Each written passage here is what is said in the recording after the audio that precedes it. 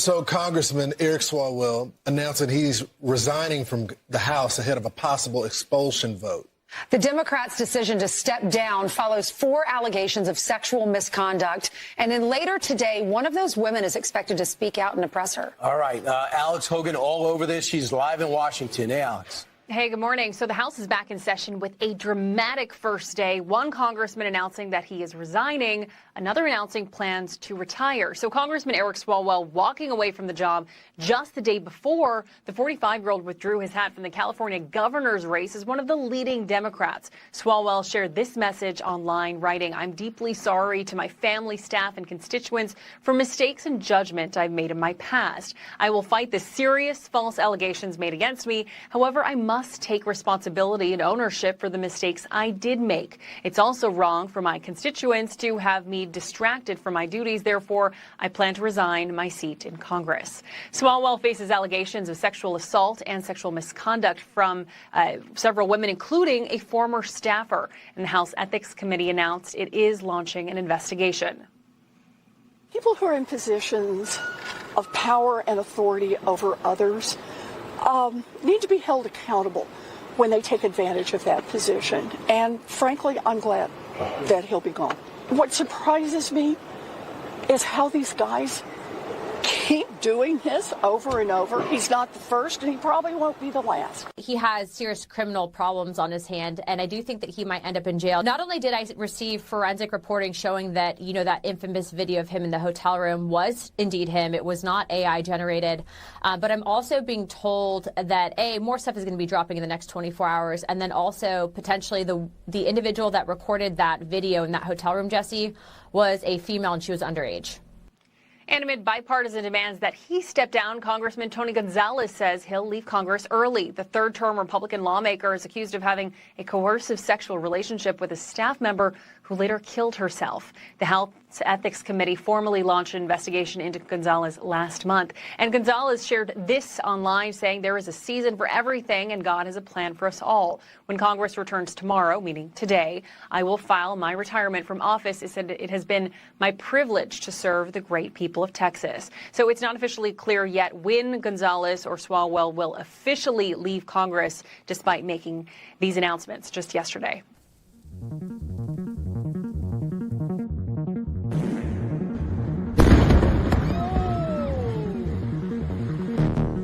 Where am I? Where are all the girls at? Whoa, what is that? I'm your huckleberry. Oh, this makes sense. We just don't know where to put him. He stinks and says inappropriate things. Just a bad deal for everyone.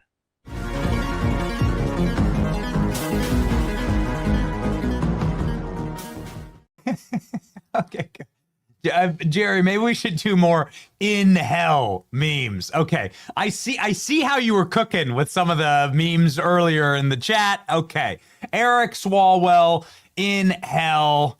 Does hell even want this guy? Whew, baby, I gotta tell you, he might be going to jail. Not exactly certain what his fate will be, but the revelations about Eric Swalwell over the last 24 hours have been horrifying, and man, the iron law of wokeness remains true. That which you accuse people of, you yourself are guilty of. The weapon that you form shall be used against you. Pride cometh before destruction. And never trust a male feminist. These are the lessons that we have learned over the last couple of weeks and years. Remember Harvey Weinstein marching with his pussy hat on? And the Women's March? Yeah, I remember. Pepperidge Farm remembers. And we're going to remember today, Tuesday, April 14th, 2026. Anna Paulina Luna, friend of the show, just dropped a thermonuclear radioactive bombshell that Iran would be very jealous of about Eric Swalwell live on Fox News. This may be why Kash Patel is demanding all available information on Eric Swalwell. It may well turn out that Eric Swalwell will no longer be not only in Congress, certainly not in the governor's mansion of California, but may not even be a free man by the end of the year. We'll see, and we'll talk about it all on the show. Trump's blockade is forcing Iran to consider returning to negotiations. Turns out that the largest tactical Uno reverse card ever played in human history is working out. Expelled member of Congress George Santos will join our show. Just a reminder that George Santos was expelled for like buying a handbag or something like that. Not for alleged acts with underage girls. No. That you get to resign with dignity for those. Congress is fine with that. They have a slush fund for you. Don't worry, we talked about it all day yesterday. Yeah, a slush fund. Senator Ron Johnson on the show. And the internet's favorite Nick Freitas joins the show as well. My name is Benny Johnson, and this is The Benny Show. American Financing is our partner to ensure that you have a bright American future. Honestly, we love to see some of the numbers out this morning. We have a couple of top-line economic numbers we'd love to share with you, but things are hopefully going to be ticking up here domestically. That's been the order of the show. It's something that we've demanded, something that we have yelled about until our voice cracked. The administration must focus on domestic prices for groceries and for gas and for homes. American Financing can help you get out of high interest credit card debt using the equity in your home, get out of that very high interest debt and into far more manageable below Fed's fund rates debt, and they save you money today. American Financing is America's home for home loans. 888-528-1219. That's 888-528-1219, americanfinancing.net/Benny. Ladies and gentlemen, we have some very, very bad news for Eric Swalwell. Allegedly, Eric Swalwell has been caught with underage women. And we're going to get into who's making these allegations and where they come from. They come from a critical source and somebody who has the receipts, let's just say. But we have one receipt that we thought was extremely charming this morning. It's Eric Swalwell's senior photo. And it's kind of interesting because the red flags were always there, really, when you look at it. The frosted tips, right? This like spiky hair gel look, the butt head look. Guys who had hairstyles like this in 1999 are either all in rehab or prison. And Eric Swalwell will most likely be in both by the time this is all over. But I don't want to bring your attention to the douchebag haircut. I want to bring your attention right down to the quote that Eric Swalwell has given here for his senior motto, and the motto upon which he would live the rest of his life. Please zoom in, Clyde, if you would. Senior quote, "When you can't have it, you must take it." This is Eric Swalwell, ladies and gentlemen. And most people don't live by their senior quotes. At least Eric Swalwell did, in fact, live by his senior quote. Eric Swalwell did take it. Do we have the footage of him in the hotel room? Let's go ahead and pop that up. Here's Eric Swalwell taking it from a adult entertainment professional. Is the polite way to say it? This is a something that is going to be a matter of criminal record, because allegedly the person filming this or some of the girls that were present in this video, and there's much speculation to be made as to whether the individual here with the beard that's seen also leering, the Quality Leering Center right there, that guy, many are speculating as to whether that is a senator from Arizona. We're not exactly sure. We sure are going to ask questions about that and perhaps find out. But ladies and gentlemen, Anna Paulina Luna has a bombshell revelation about this that she made public on Fox News last night, Jesse Waters' show. Anna Paulina Luna, who's been, of course, calling for Eric Swalwell to resign. She actually said this moments ago. Congressman Swalwell has not resigned. With the clerk of the House by 2 p.m. today, I will continue my resolution regarding his expulsion. His statement about plan to resign his seat is not binding and is wormy. The same goes for Tony Gonzalez. Eric Swalwell has announced that he will be resigning his seat, and he announced that he will be stepping away from the governor's race in California. Thank you, Klein, for this. It's exactly what I wanted, because I want to read you a line from this. I will fight these serious, false allegations that have been made. But it's my fight, not my campaign's. Okay. Sounds good from the PR team. Problem is, one, we have the video. Here's video of you using congressional dollars. There is no doubt. You got to understand how these things work. There's no, like, he's there wherever he is. He's doing a congressional fundraiser. His campaign funds are paying for this hotel room. His campaign funds are paying for his security detail. Was the hooker paid with his campaign funds? This is how Hunter Biden operated. All of this is, of course, criminal and illegal. Now we find out that Eric Swalwell is paying his Brazilian nanny, who's an illegal immigrant, under the table with campaign funds. And you're telling me that this hooker wasn't paid with campaign funds? Okay. I was born, but I wasn't born yesterday. Elon Musk responding to Eric Swalwell's resignation, dropping out of the California governor's race, with one of the greatest responses in the history of the internet. Bro, you should definitely fight those false allegations, especially all the videos of you doing weird shit with hookers. Can you scroll down? I didn't know that Elon responded to Maze here. Let's go ahead and look here. The poor Chinese spy that got Swalwell the Swalwell assignment. The definition of taking one for the team. Okay. Oh, that's brutal. Okay. True, though, honestly. So Anna Paulina Luna says that this video is a real problem for Eric Swalwell, not just because it's creepy and not just because it's humiliating and not just because he was married at the time with children, but also because there are underage women in this video. I'll let the Congresswoman speak for herself. She says that she's received the original. She's confirmed all of the metadata from inside of the video.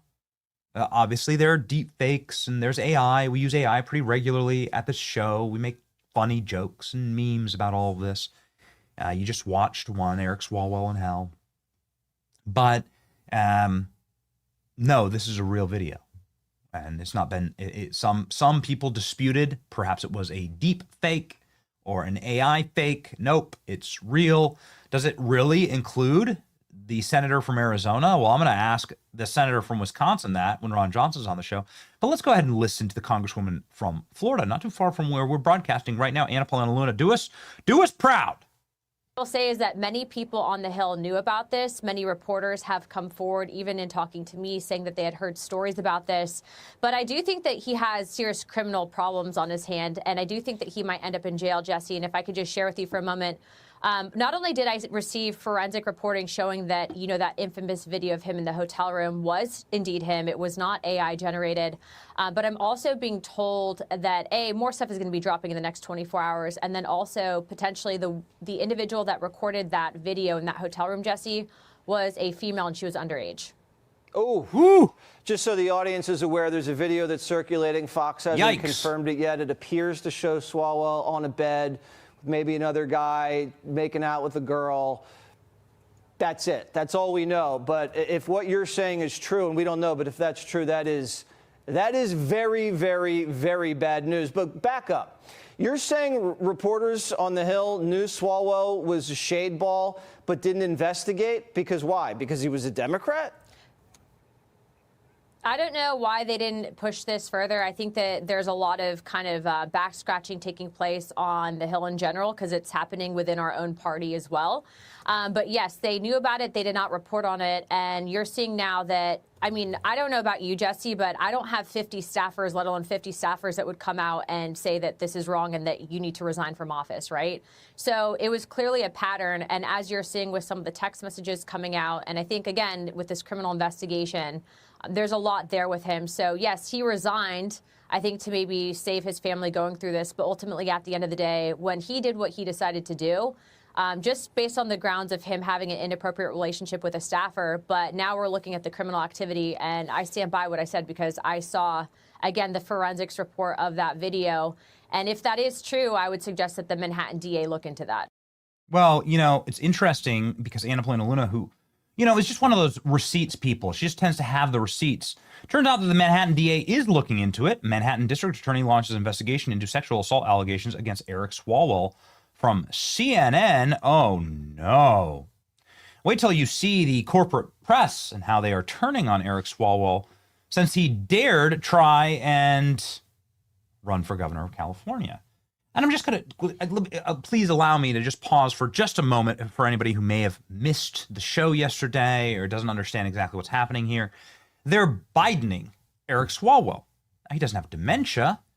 He has perversia, whatever you want to call it, pedophilia. But, it's always the guys who banged on the very most about Epstein, right? It's always the guys that always went after Epstein the very hardest were guilty of the same thing. I mean, you have Anna Paulina Luna saying there are underage women there in that video, and it's all going to come out. And there's far worse that's about to come out on Eric Swalwell. Just a reminder, of course, he's also a member of the Intel Committee. They're not sending their best, as President Trump would say. This guy's a member of the Intel Committee.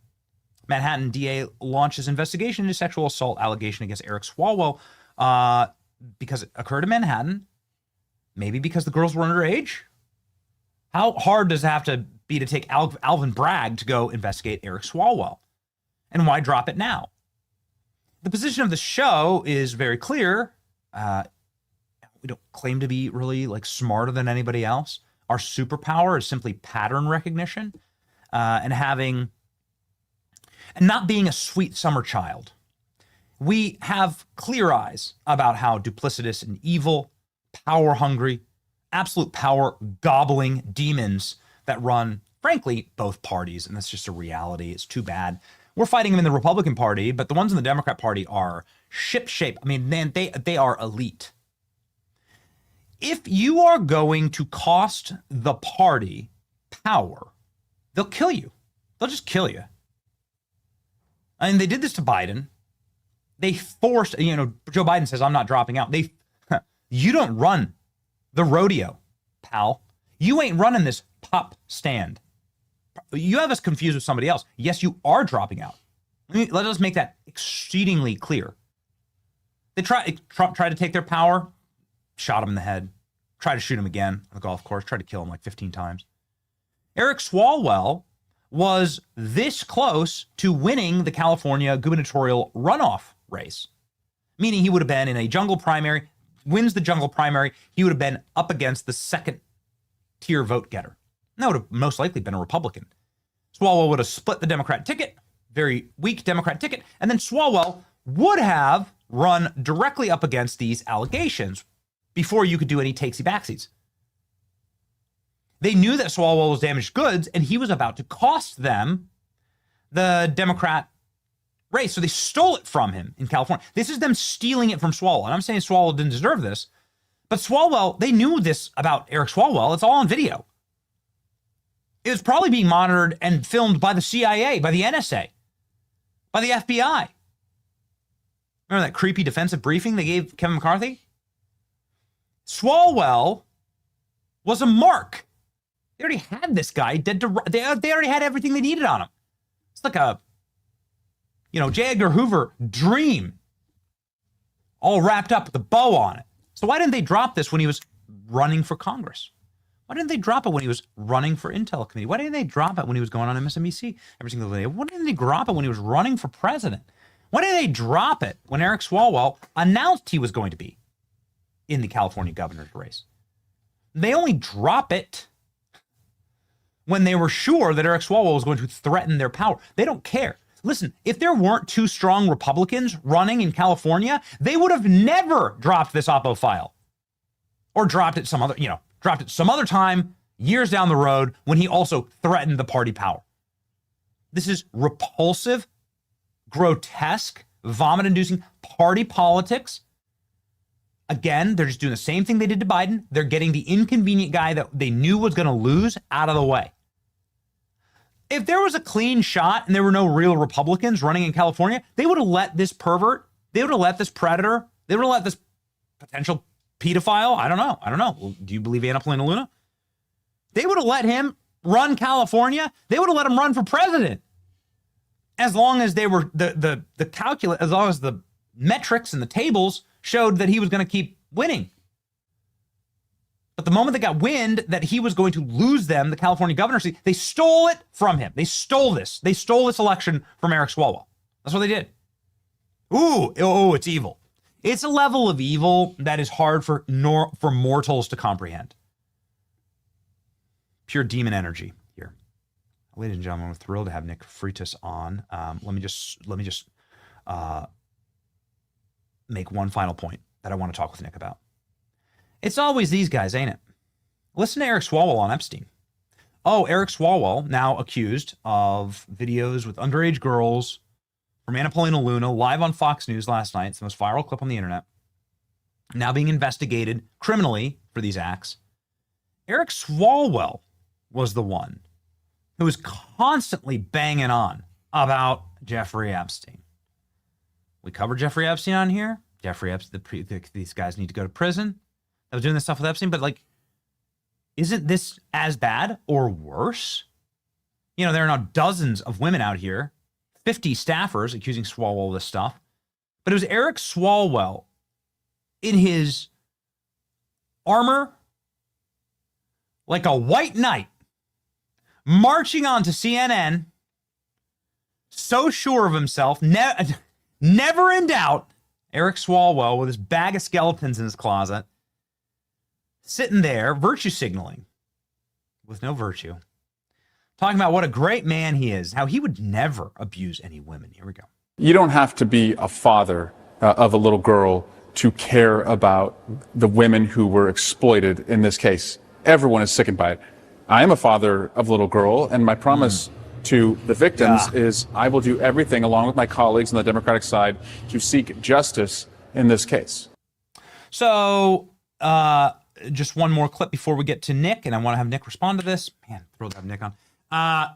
The accusers are now all speaking out. This is the only other new piece of news since yesterday. So now all the accusers are going public. They're all like, whoop, up. Time to cash in. Time to finish out the op on Eric Swalwell. And so it's open season. And more importantly, they're saying that he needs to be incarcerated based on what they know. Reminder that Kash Patel is telling all of his victims to come to the FBI. Here we go. The fact that he has now dropped out of the governor's race and resigned from Congress, is that justice in your view? No, it's just the beginning. It's just the very beginning. And I know personally that we're not walking away from this fight. For me, justice won't be until he can't ever harm a woman ever again, and he has faced the consequences for the women that he has harmed. I think in regards to the governor's race, he never should have ran for governor to begin with, knowing the kind of history and receipts that are out there. So that's a non-starter. And then in terms of Congress, I think he absolutely should have resigned. I think we just prevented another 30 to 40 years potentially of him harming people. Another 30 to 40 years of him harming people. Ladies and gentlemen, a man who sees things very clearly, Nick Freitas, joins the show live right now.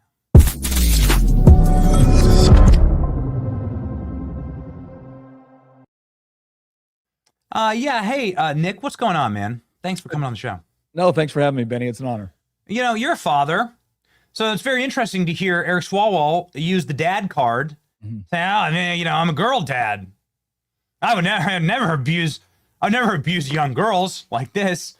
What is with these people? Like, it's pathological, right? It's something wrong with their brains.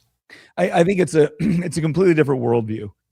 In their worldview, they are the good guys. No matter what happens, they are the good guys. We are the bad guys. And so, excuse me, anything that allows them to keep, maintain, or expand power is therefore useful. It's beneficial. It's okay. It's morally justifiable. Until it becomes inconvenient for the larger movement, then all of a sudden, investigative journalists come out and 55 staffers come out. And now all of a sudden, it's like, no, you're not our guy. You're not the one we've chosen to advance the movement. And so now you have to be taken down. But it just demonstrates that all of the moral outrage that's demonstrated from time to time by people like Swalwell, it's performative. It's not rooted in anything really genuine or intellectually consistent. What do you believe should end up happening in a fair world to Eric Swalwell? I mean, obviously he's been humiliated, his career is over, but now some people are talking criminal charges. What's next? Well, because I actually believe in the truth and due process of law, I think people should actually go for it. Again, if you have accusations against Swalwell, take it to the proper authorities, right? Because it's not just about achieving justice for yourself. It's also about ensuring this doesn't happen to somebody else, as was mentioned by one of the young women that were testifying there on the press. Take it to the FBI, take it to law enforcement, go through the proper process. And if he gets convicted in a court of law, he should serve the appropriate sentence for it. I think we should throw the book at him, just like Eric Swalwell would have recommended having the book thrown at others. Can you talk a little bit about, and you're so good at this on your channels, but and also obviously I'm sure you cover it in the Man Book, which is a brand new book that Nick has out and is available today. Correct? Yes. Yep. So, can you talk about the pathology of being so obsessed with victimhood, with being someone who's like constantly attacking Donald Trump with ad hominems about Jeffrey Epstein and the actions that clearly weren't taken by Donald Trump? There, like how does that work in the brain? Like what is a virtue how are they so good at virtue signaling? Like how is that even possible, right? To break your brain like this. Well, I think it's interesting. My wife said it best once when she was talking about the left referencing the Constitution. She goes, the left references the Constitution the way an atheist references the Bible. It's not out of any inherent love for the document, just like an atheist doesn't have any inherent love for the Bible. But they know that we love it. They know that it's valuable to us. They know that there's a certain intellectual consistency and logic to our worldview that when we violate it, then justice is required. And so they can bring these things up. But then when they're in power, it doesn't apply to them because that's not their objective. Their objective is not to uphold objective biblical morality or to uphold the integrity of the Constitution. These are things that stand in the way of them being able to get the things they want, which is social justice, right? It's about punishing the oppressors on behalf of the oppressed. And who are oppressors or oppressed? Whoever they've decided that day. And if you look at the way that they gain sympathy for their movement is they create victims. That's where you get into this whole concept of intersectionality, right? Who's at the top of the moral pyramid on the left? Whoever can claim the most victim status from one day to the next. And one day it might be women, one day it might be minorities, one day it might be trans, but whoever gives them the most moral legitimacy and authority, that is what they'll use in order to achieve their objective, which is always get more political power. Because after all, the only way you're going to be able to correct for all these injustices is if Democrats have more power. But again, the only intellectual consistency that you'll see with that argument is the consolidation of power. Yes. But the moment you point out something else, it's like, oh, well, that just doesn't matter as much. Now, in this case, the only reason it matters to them is because they're afraid of losing a general election and they have somebody else that they would prefer. And so now all of a sudden these standards mean something. But it's like in Virginia, Abigail Spanberger claiming she's a moderate. Well, yes, she claims that because it's useful for an election cycle. She doesn't intend to govern that way. She doesn't actually believe these things. Swalwell doesn't believe these things as evidenced by his actions. So again, the worldview is amazingly consistent. It's just not what they advertise. And I think that's what we need to wake up to.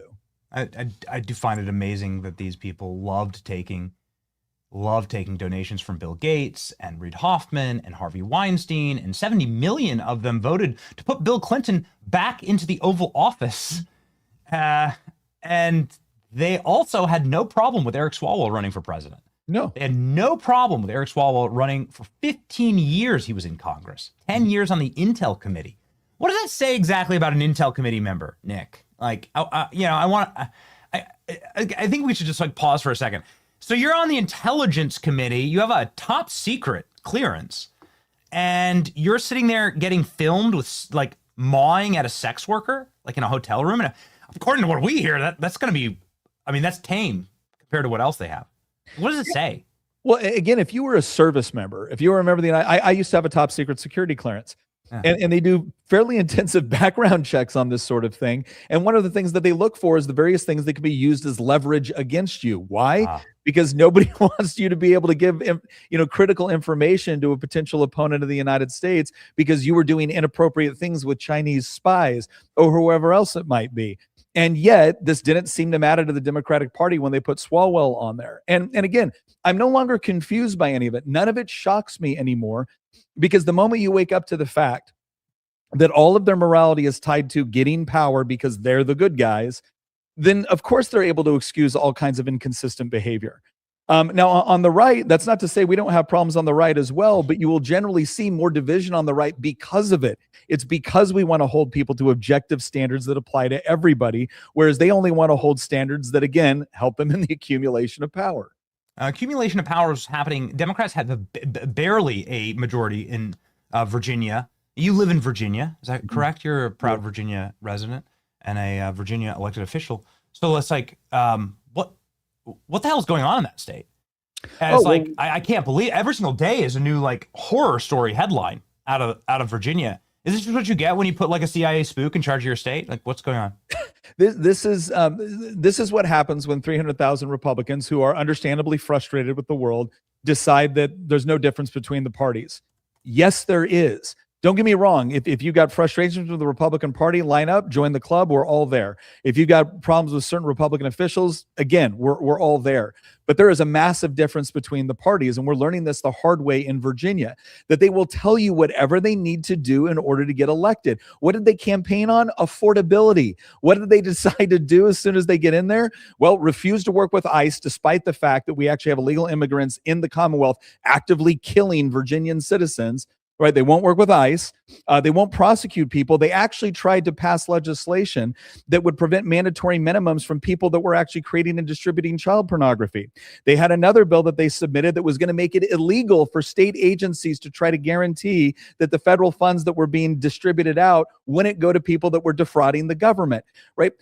Again, they see it as once they get power, this is their chance to reward their friends and punish their enemies. And as we can see with what they're doing with the latest redistricting scheme, anybody in rural Virginia, anybody that's slightly to the right of Hillary Clinton, we're considered the enemy. And so for them, it's perfectly consistent and perfectly logical to punish us because we're all threats to democracy, or we're all racist or sexist or misogynist. And they don't have to prove any of this. The only proof they require is we don't vote for them.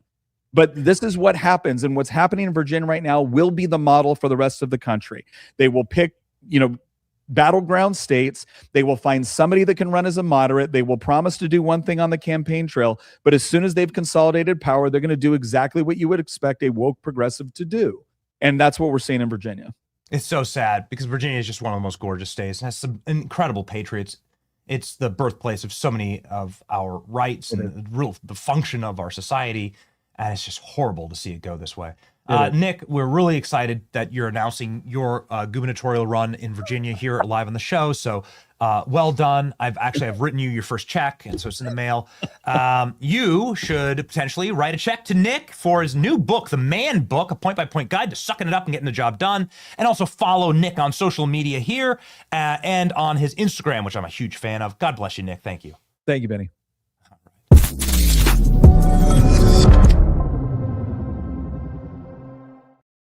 George Santos, ladies and gentlemen, joining us via phone live right now.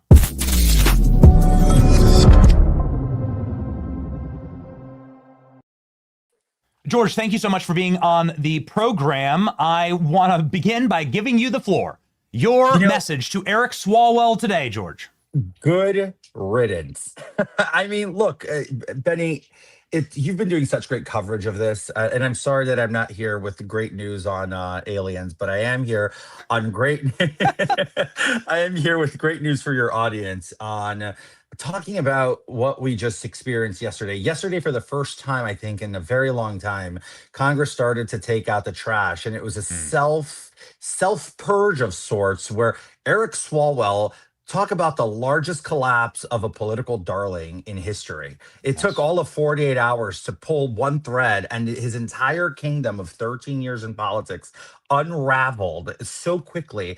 And the beautiful part of it is it was almost a 2-for-1, because as he unraveled, he took Tony Gonzalez with him. So we rid ourselves of two awful human beings in the House of Representatives, two people who literally took their position in their office and exploited it to literally gain sexual favor from their subordinates. So this is a great starting point. And I think there's so much more room for discussion. And there's so many other people in Congress that need to go. And I think this is a great starting point for the American people.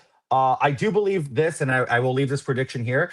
You will not have that same benefit with Sheila Shifless McCormick, the FEMA queen accused of stealing $5 million, who previously had gotten a sweetheart deal to pay the money back for her, quote, honest mistake over a course of 10 years. She now is indicted and facing a potential trial down the line. If she resigns, that's an admission of guilt that would be used against her by the DOJ at trial. So I do believe we're going to see at least one expulsion, and that is of Sheila Shifless McCormick. And I do believe there's going to be another attempt at expelling Congressman Corey Mills, but I just don't think they have the votes, and I don't think they have enough probable cause to expel Mills, but there will be an attempt there, and I strongly believe. So, George, we went back and checked the tape. Eric Swalwell was the first guy on the floor demanding your resignation, demanding that you get kicked out of Congress. Can you tell me about, perhaps the differences between the way that the two of you were treated?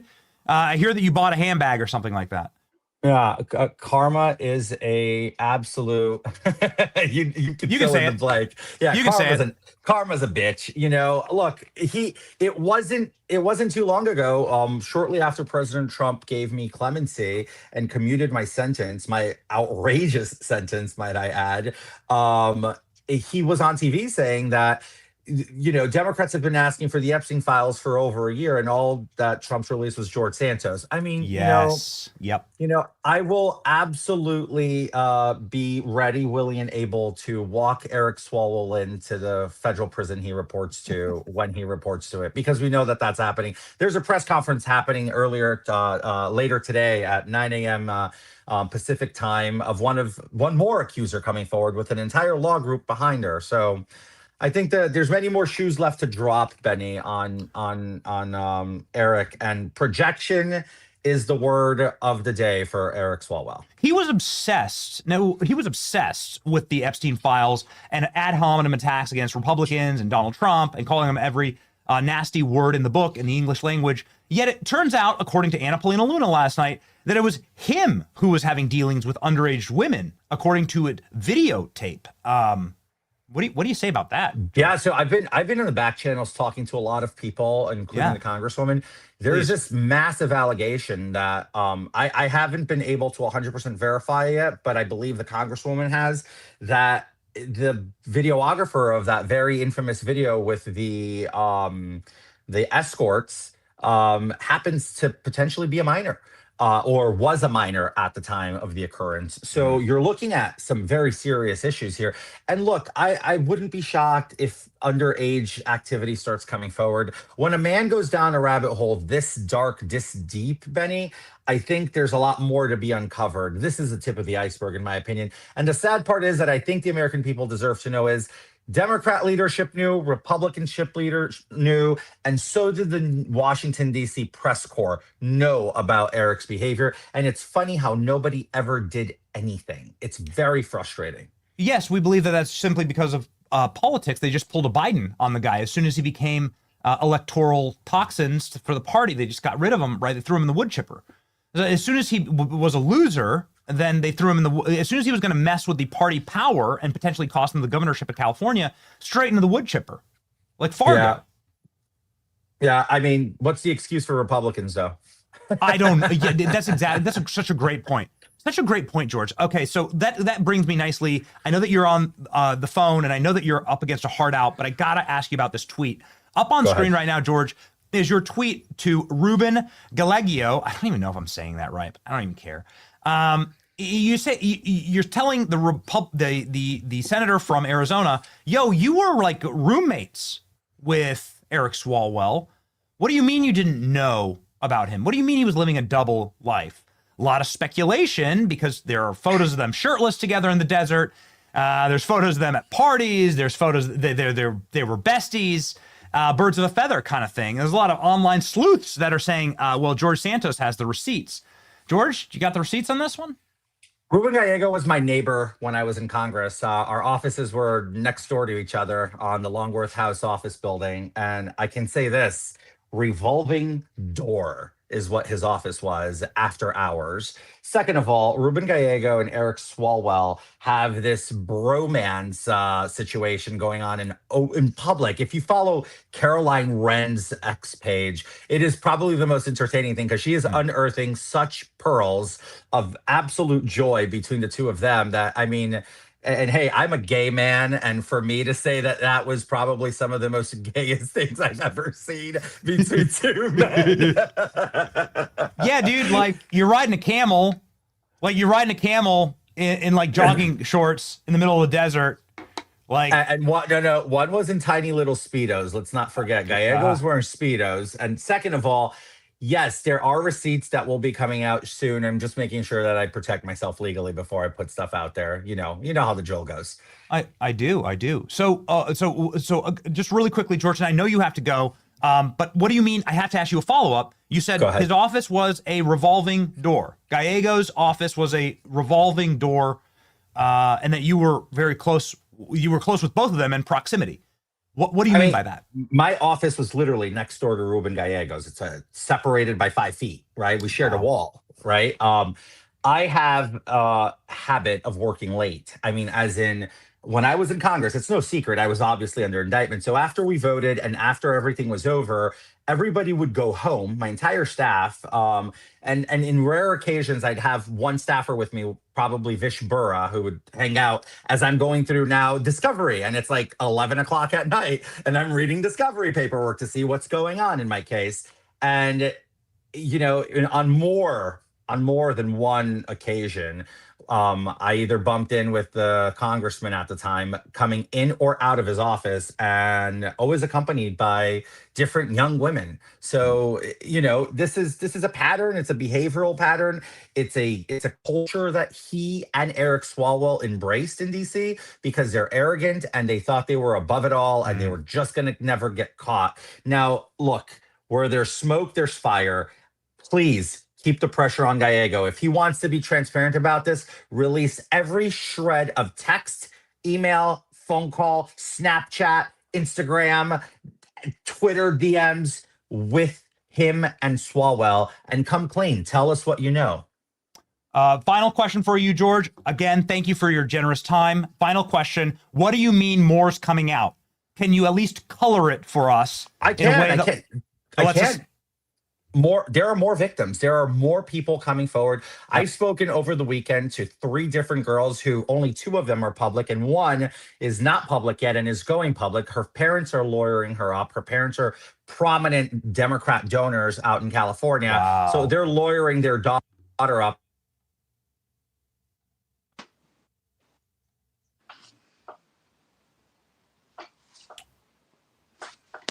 Hey, George, you still with us?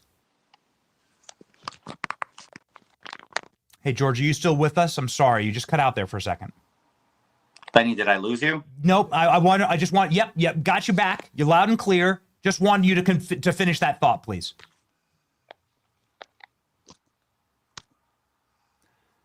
Producer, hop on with George and see if we can just get get. I think he probably got a phone call. This happens every once in a while. So see if we can't get George back on. I know he has to go, but I wanted to have him continue that thought. Can a producer just hop on so that we can just get that last answer, please, from George, just talking about like what's coming next. And then I promise you, Kara, we'll let him go. Kara's our incredible producer and booker at the program, and she's always keeping us tight and on time and trying to keep us tight and on time. But let me see. Okay, so you got a call. Just see if George can just come right back on with audio and just explain to us really quickly. Just finish that thought about what comes next. Yep. All right. Okay, great. We have George back. And what's Adam? Here we go. Yep. So sorry about that. Hey, George, no problem. Let me just cue you up. I just want to get that final thought, and I know you have to run. Is this going to lead to a big Me Too? Is this going to be like a Harvey Weinstein Me Too, like Hollywood level? Like, is this going to take over Congress? Like, are we going to have like people coming out from all over the place? You took the words out of my mouth. That's amazing. Please. This is the Me Too of Congress. This is the beginning of the end of the sexual predator behavior in Capitol Hill. This is going to be the Harvey Weinsteins of the Bill Cosbys that are going to bring down this generational behavior. Just remember one thing, Benny. You're a very intelligent guy. You've been around. You know this. Remember why the U.S. House of Representatives no longer has the Page program. Only the Senate retains it. Because of this behavior. Because young children who would go from their schools to learn from our leaders were literally assaulted by members of Congress. And these are 13, 14, 15-year-olds. That's why the U.S. House of Representatives no longer has the Page program. So understanding this is so vital for people to understand why this is a very important moment in time for our youth, for future leaders and generations to come. Wow.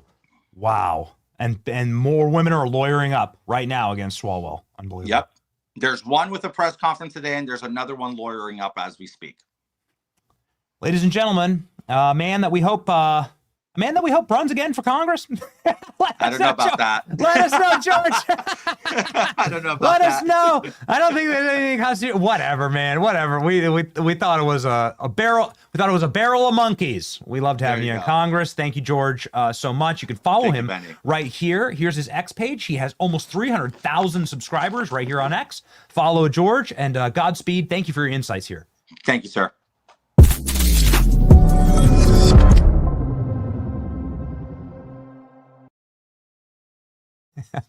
I don't care. I don't. For all the Clippers out there, I don't care. George Santos was entertaining.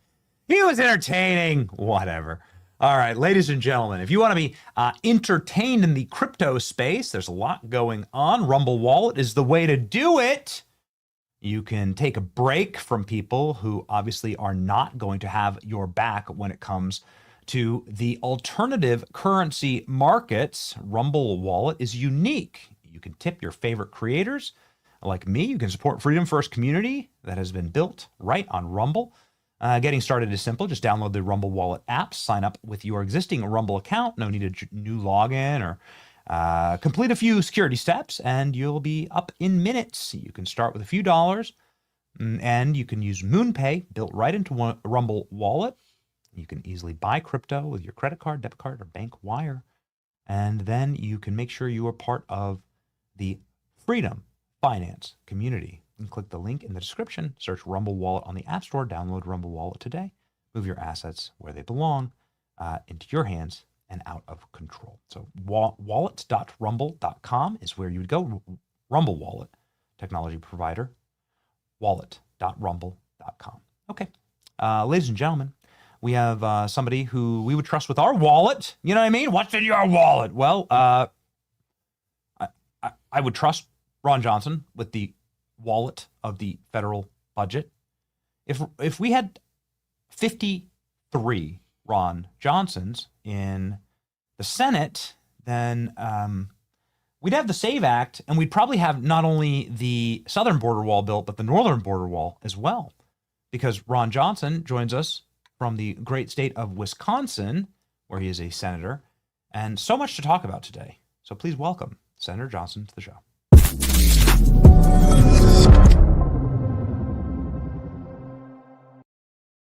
Sorry for that introduction, Senator. I've been obsessed with the northern border wall idea for a long time. I think it'd be funny. I think it'd be a funny, like, stick in the eye to Canada. I just kind of love to see it. I don't know what your opinions are on the matter. Well, I like Canadians in general. It's unfortunate their government has taken a real lurch to the left.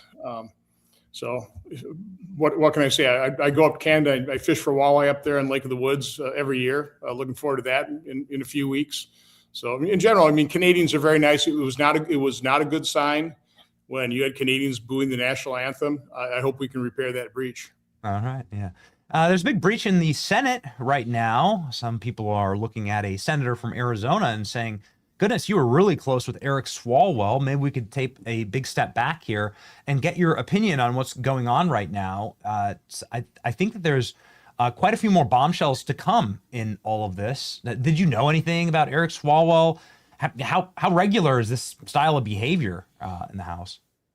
Well, I don't engage in it. I don't know anybody who does. I don't know Eric Swalwell than just the news reports. He seems like quite the character to me. He's probably going to get exactly what he deserves. So other than that, I don't know anything of the specifics of this, but people need to be held accountable. It sounds like he's being held accountable. Yeah. It sounds like he's trying, frankly, to get out as fast as possible to avoid accountability. Anna Paulina Luna dropping some receipts last night, saying there's a lot more to come.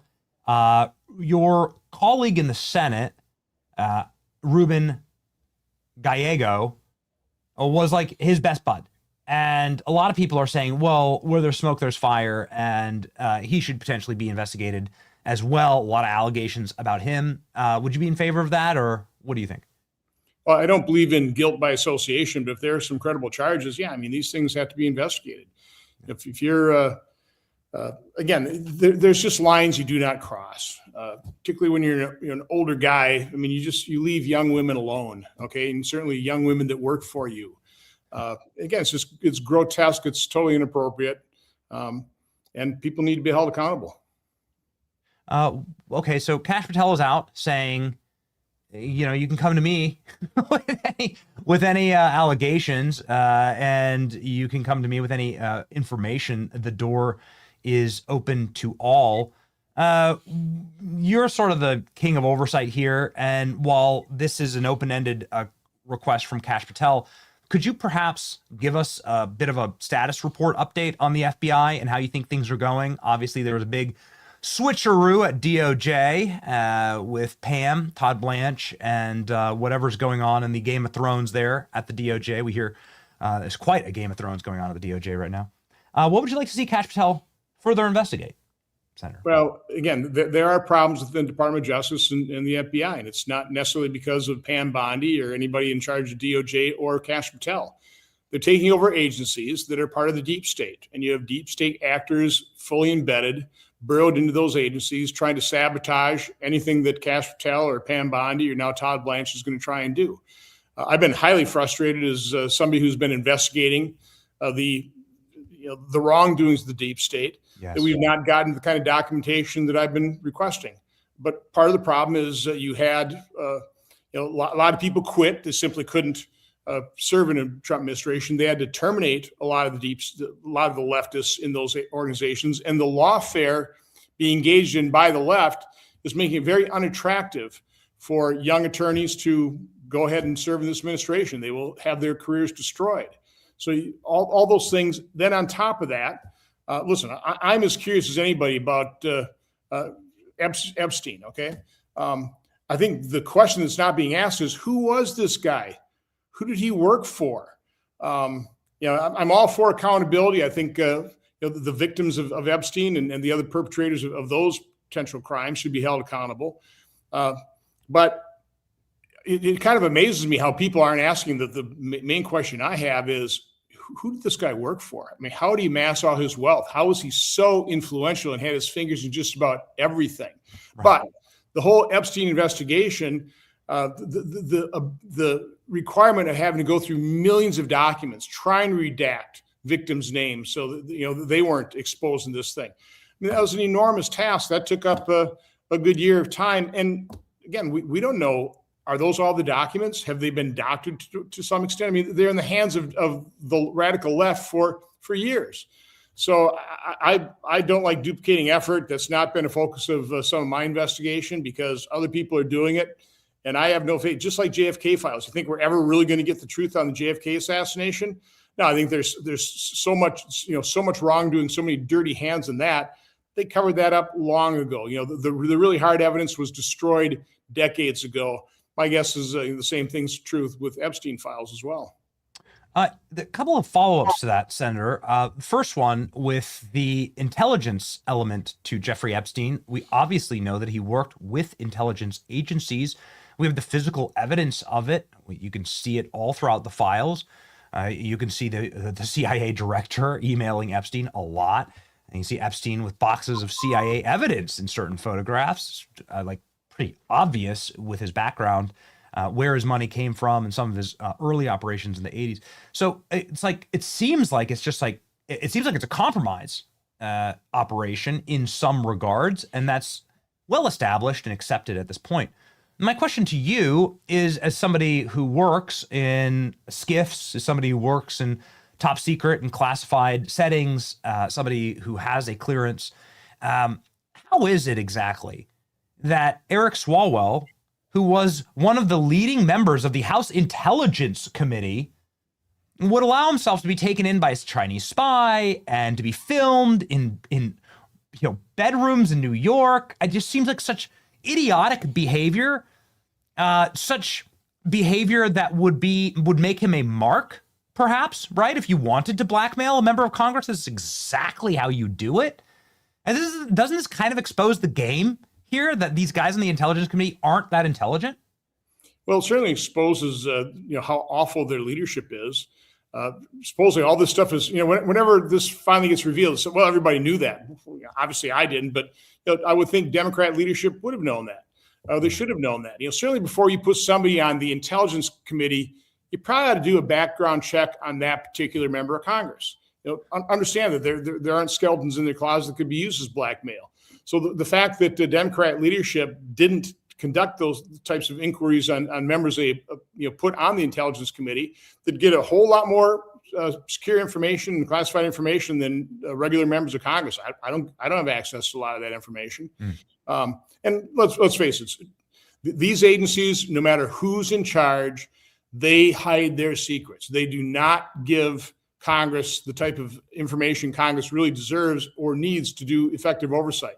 We get snippets, we get some information, but again, I've been doing this now for many years, and I continue to be frustrated, whether it's the Biden administration or quite honestly the Trump administration. Again, it's not necessarily the president's fault.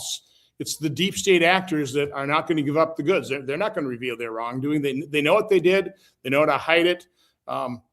It's really a game of cat and mouse, and it's very difficult for Congress to get the truth out of these agencies. Do you think that some of these deep state agencies honey trap guys like Eric Swalwell because he's such a dork and he's so sure of himself and he's such an imbecile? And do you think that there are operations here to compromise him and get him to do what they want? I think that's exactly what happened with China. I don't know whether our agencies are engaged in the same thing. It wouldn't shock me if they did. Okay. Again, I'm not a fan of the federal government in any of its forms. I'm just not. I mean, our founders never envisioned a government this massive, this powerful, this intrusive into our lives. They understood that we're men and women, we're imperfect, we're not angels, so you need some measure of government so you don't live in chaos and anarchy. But they never envisioned a government this large, this powerful, with all these agencies spread out there just violating America's constitutional rights. It's an outrage. Could you perhaps give our audience a little bit of hope, maybe, even if there is any, when it comes to grand juries that are looking into perhaps Barack Obama or Joe Biden? In Florida, you happen to know so many people at the DOJ and FBI. You're constantly working with those people. I know it's frustrating for you, but can you give us perhaps like a event horizon for something to look forward to when it comes to perhaps a new leadership at the DOJ, or what may be coming next, Senator? Well, Benny, you've interviewed me a number of times. You realize I'm not the most uplifting character.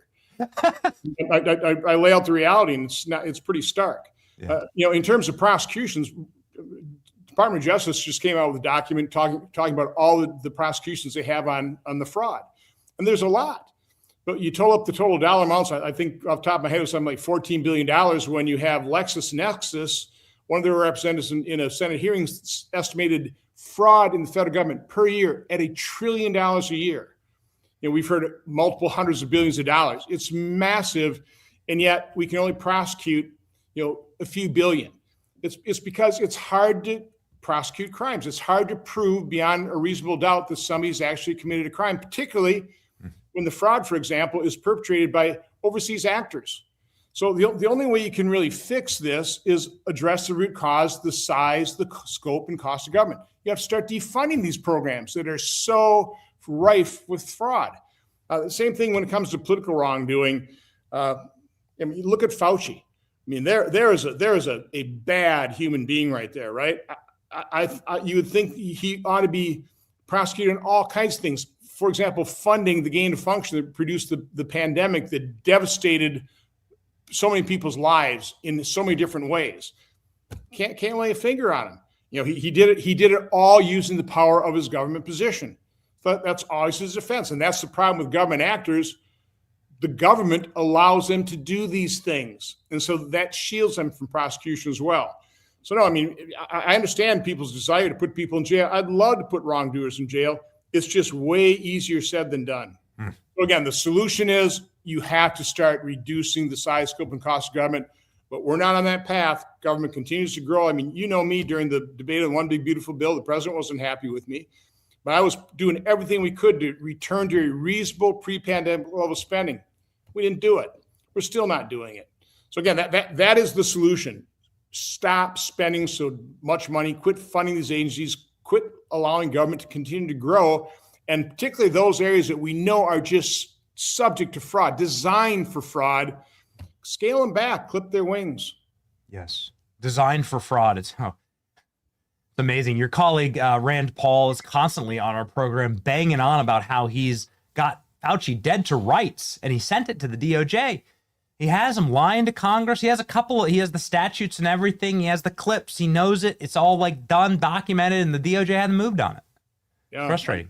I can't. It's highly frustrating. Highly frustrating. And again, all the oversight letters I've written, the subpoenas I've issued, for example, on the Butler assassination attempt, we literally haven't gotten squat. It comes out in dribs and drabs, and we're more than a year into this administration. It's highly frustrating. Again, I have a hard time criticizing the people in charge because I know they're being undermined. I know they're being sabotaged. I mean, some of these documents we found in burn bags in skiffs that the new leadership didn't even know existed. So no, the deep state actors know how to hide their wrongdoing, how to cover it up, how to destroy evidence. And I'm sure I'm sure when President Trump won election, the burn bags were being filled up and burned and shredders were going. I'm sure that happened. And we're just left with the scraps. What do you think they got down in Fulton County? You're obviously one of the bravest members of Congress when it comes to talking about election security. You have been maybe the only voice that has stayed consistent on all of this. Obviously a big problem in Milwaukee, a big problem in Wisconsin. People are very concerned about the drop boxes, but in Fulton County, boy, that's the mother of them all. And they got a raid from Tulsi Gabbard and the FBI. What do you think they got, Senator? I think I'm the only chairman that held a hearing after the 2020 election examining the irregularities of the 2020 election. Right. There were so many irregularities. And we appreciate you for that. We thank you for that. Say, well, 80 courts have looked at this. They all dismissed. No, they didn't look at the evidence. A few of them did, but most of them just dismissed these cases because the elections have already been certified. And that's the problem you have in proving voter fraud is the losing candidate. They don't have any money. All the election officials have to very rapidly certify the election. We need that for certainty. Once they've certified election, they don't want to go back and go, ooh, we were wrong. We probably shouldn't have certified that. So it's a very difficult mechanism to prove that kind of fraud. One thing, I think this was occurring in Georgia, was the adjudication of ballots. We don't talk about that enough. I mean, we know about the absentee ballots, how the Baker-Carter Commission said that's the area of greatest fraud, and we doubled it during 2020 election. But the adjudicated ballots on all these electronic machines, I mean, there's so many problems. When Democrats, by the way, raised the issue of the electronic machines possibly being hacked by Russia in 2016, that was all legitimate. They could write all these letters, claiming all this potential fraud because of those machines. But in 2020, when we were a bunch of conspiracy theorists.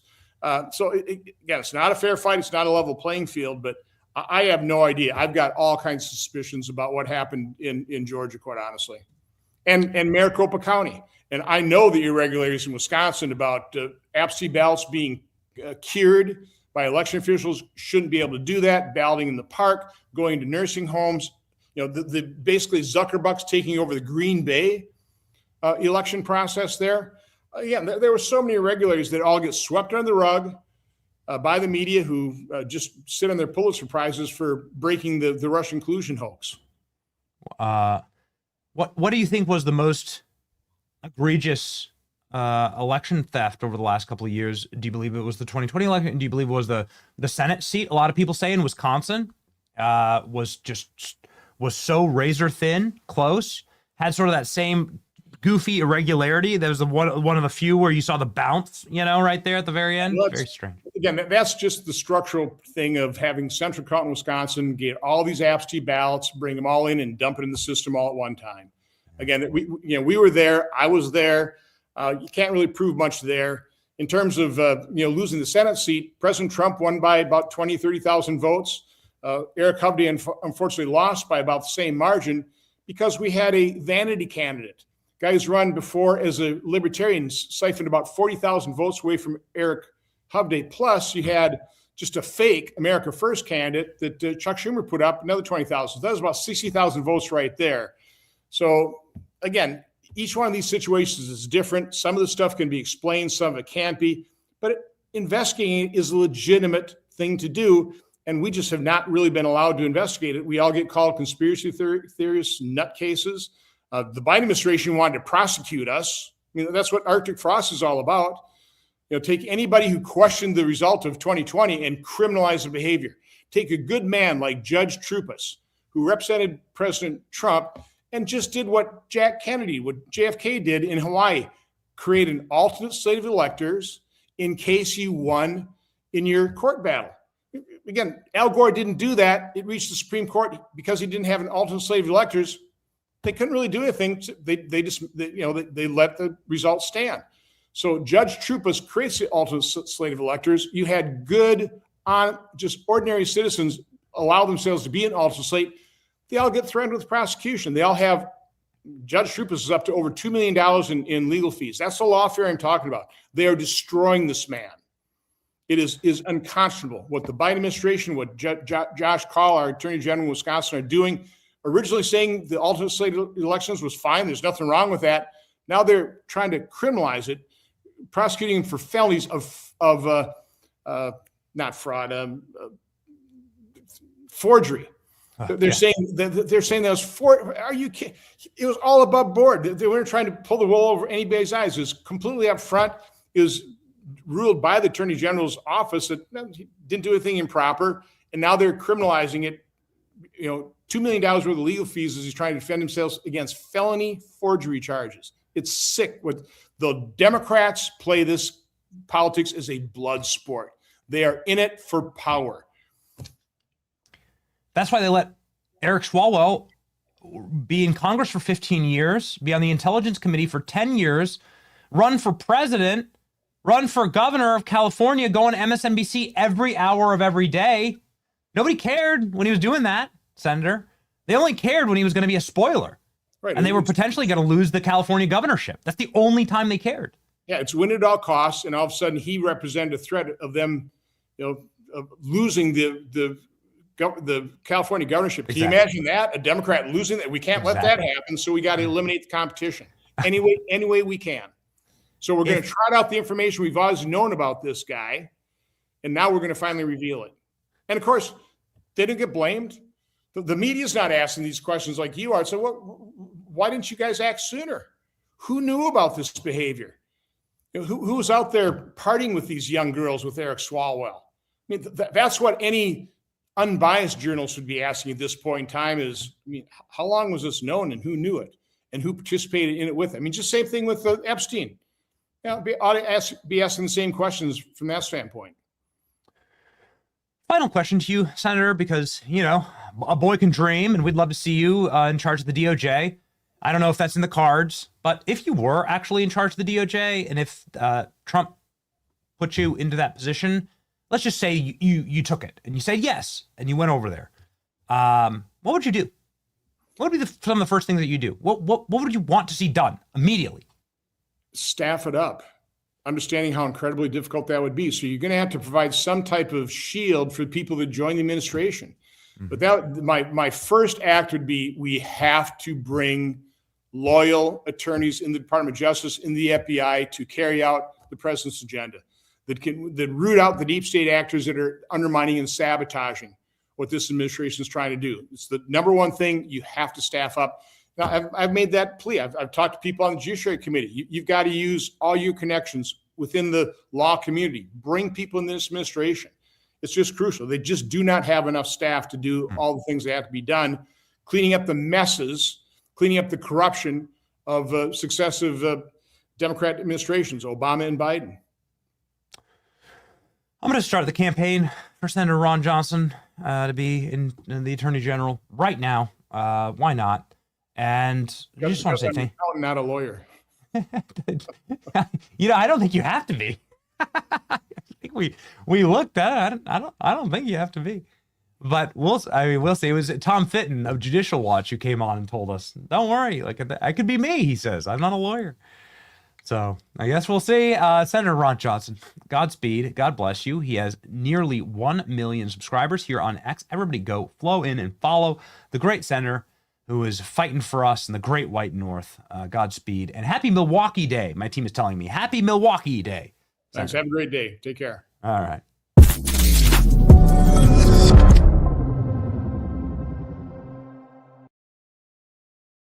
It's not like Milwaukee. Probably not. Probably not. Where Jamie from our team lives. Nah, she's a graphic designer on our team. She's great. It was nice in Milwaukee. We were there for the RNC convention, Klein. That was nice. I had a nice time in Milwaukee. I had a fine time. It was stressful, but it was fun. I was fine. It was fine. Yeah, I had a good time in Milwaukee. It treated us nicely.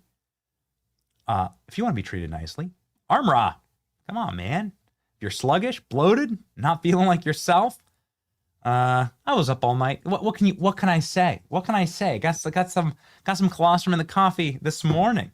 I was up all night. Just just is what it is. When you're daddy young kids, sometimes you just have those nights, right? Ding, ding, ding, ding, ding. Well, Armra colostrum is nature's original blueprint for health. Colostrum is packed with 400 bioactive nutrients to help you fortify your gut and fuel fitness recovery and strengthen your immune health, which I need right now as I've been trying to get over this cold.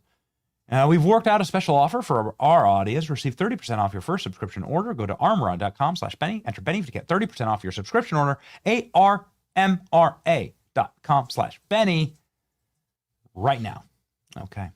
Tulsi Gabbard exposes the false narrative the intel community watchdog pushed to impeach Trump in 2019. This should come as zero surprise to you that they used fake information to impeach Donald Trump. But let's go ahead and read. Director of National Intelligence Tulsi Gabbard, who we are huge fans of, released a trove of declassified documents on Monday revealing the flimsy work, biased evidence, and lack of firsthand accounts former Intelligence Community Inspector General used to advance a 2019 impeachment of Donald Trump. Michael Atkinson, former Inspector General, did not follow proper procedures, according to Gabbard, before he sent a whistleblower complaint about Trump's infamous 2019 call with Volodymyr Zelensky to Congress, which formed the basis for Democrats' impeachment of Trump. Deep state actors within the intelligence community concocted a false narrative that was used by Congress to usurp the will of the American people and impeach the duly elected president of the United States, Gabbard said in a statement.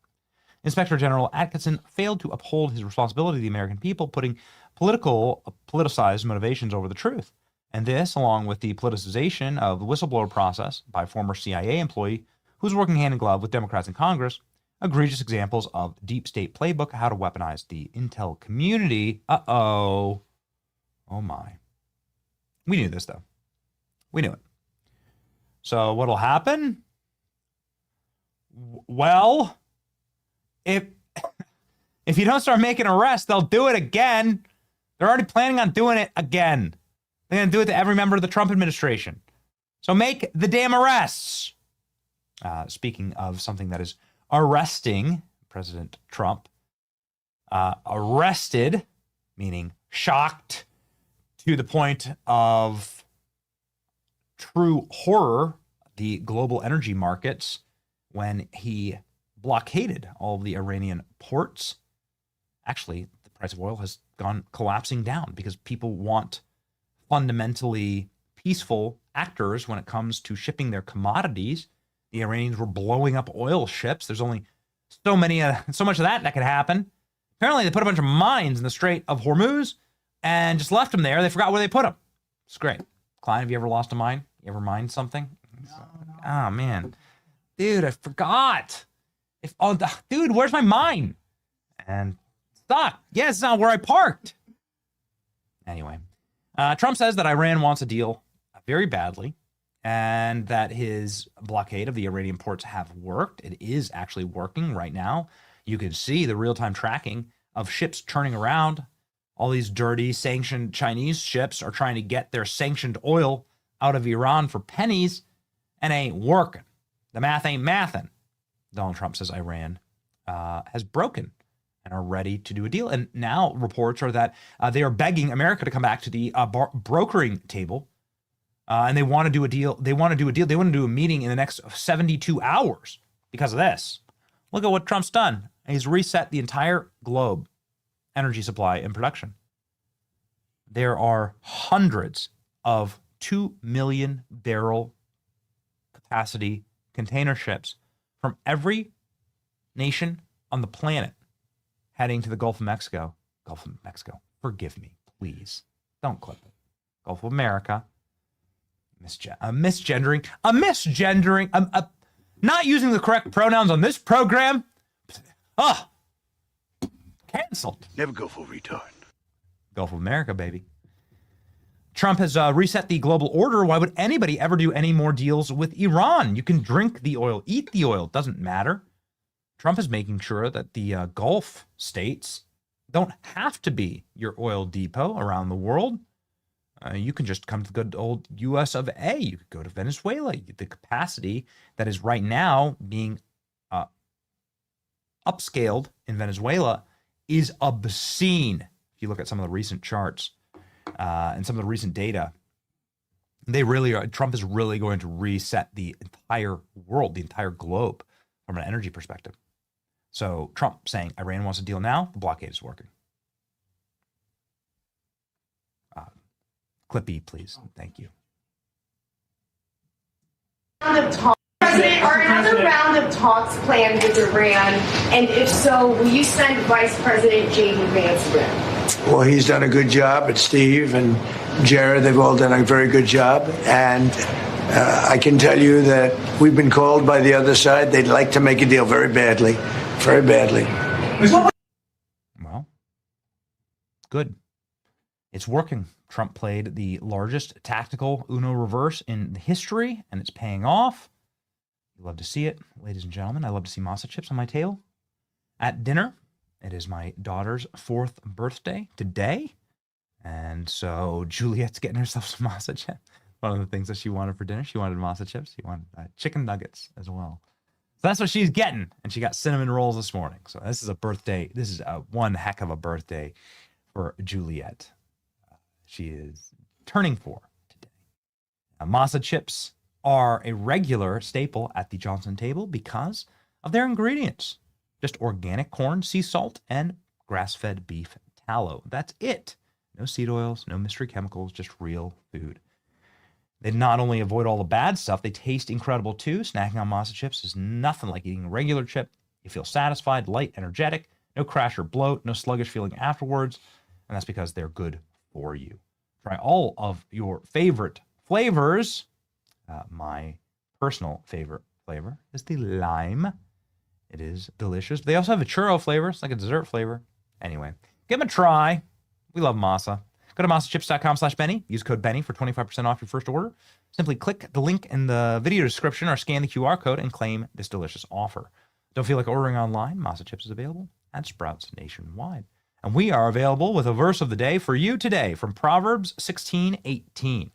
Pride goeth before destruction, and a haughty spirit before a fall.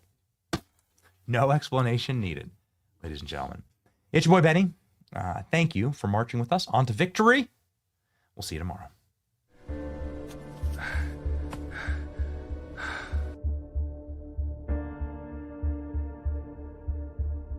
We have to save him! Get him back!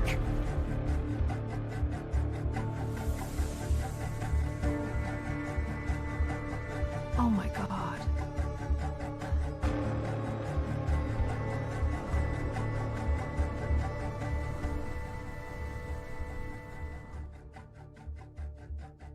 We didn't get him. We transported his fart